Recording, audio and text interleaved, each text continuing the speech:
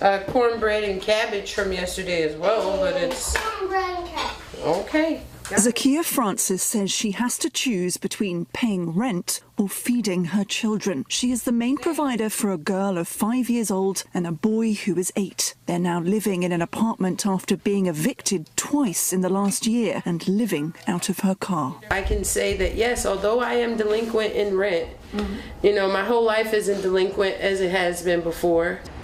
Francis's story is a tragically common one. She is educated and has held good jobs, but she says she loses them when she has to prioritise childcare over being at work. She is facing another failure to pay rent judgment at the Maryland District Court, giving her just a month to find a job, get rental assistance, or potentially face eviction again.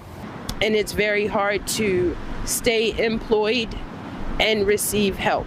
So I have been a well-working woman and not have been able to pay my rent and feed my children. So where do you go from there? You start to feed your children, and then it results in you not having a place for them to eat or sleep.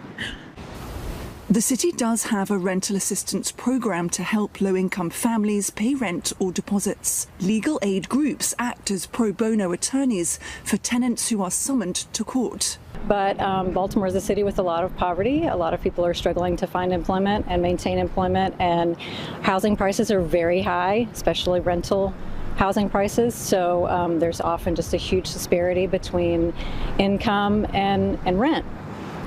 So every month they're paying rent, but it's being applied to the back rent that they missed, plus fees, plus court costs, plus everything else.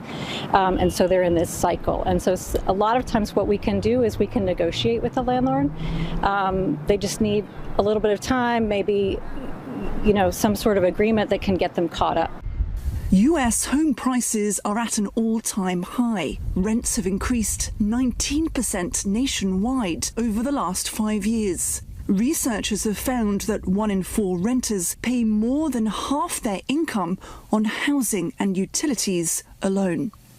The issue has become so pressing, Kamala Harris has pledged to build 3 million new affordable housing units and provide help for new buyers to get down payment credit if she becomes the next president. Donald Trump has promised to lower inflation and ease mortgage rates to allow more homes to be built cheaply, and says his restrictive immigration policies would help ease housing demand.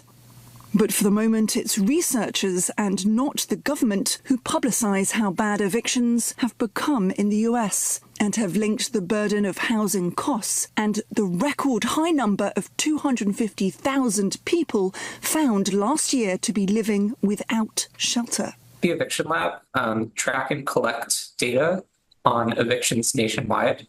We do so because the federal government doesn't, on a systematic basis, collect or know the number of evictions occurring across the country each year. It's a little bit of a blind spot in the data world. So we don't know how many families are necessarily displaced due to not being able to afford housing each year from rental markets. There have been several government housing reforms passed in Maryland, such as providing an attorney to people who can't afford one if they face a tenant-landlord dispute.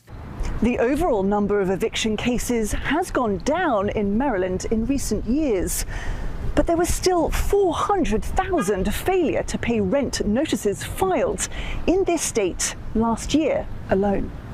Unemployment, lawyer court, energy assistance, social... Zakia Francis is just one of the many people struggling to make ends meet. But she remains determined to do what she can to get things in order, to be a mother and a provider, to feed her children and keep a roof over their heads. Malone, CNA, Baltimore, Maryland.